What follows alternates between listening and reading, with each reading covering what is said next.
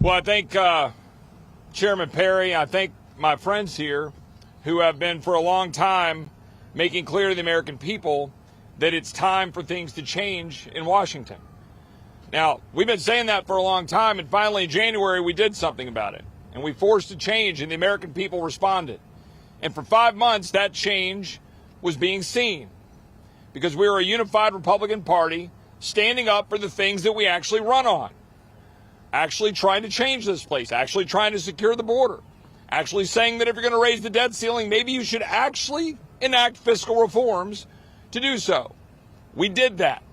We worked in good faith.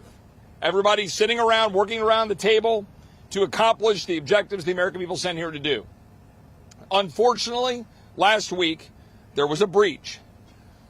There was a breach in the structure that we agreed to put in place to make sure that we are representing the American people through this heretofore United Republican Conference. The Republican Conference right now has been torn asunder. And we are working hard to try to put it back together again this weekend by making sure that this bill gets stopped. I want to be very clear. Not one Republican should vote for this deal. Not one. If you're out there watching this, every one of my colleagues, be very clear. Not one Republican should vote for this deal. It is a bad deal. No one sent us here to borrow an additional $4 trillion to get absolutely nothing in return. But at best, if I'm being really generous, a spending freeze for a couple of years. That's it. That's about what you get. And frankly, you're going to make things worse. And my Democratic colleagues know it. That's why they're supporting it. That's why they're going around gleeful.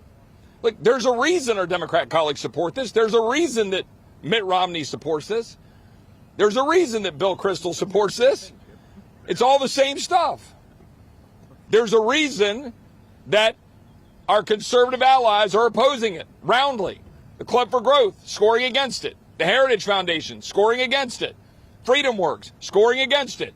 Ron DeSantis, publicly opposed. President Trump said he thought we should default rather than pursue this kind of lunacy. At the end of the day, the only person that would default in this town is Joe Biden, unless Republicans default on the American dream by voting for this bad bill. That is why this group will oppose it.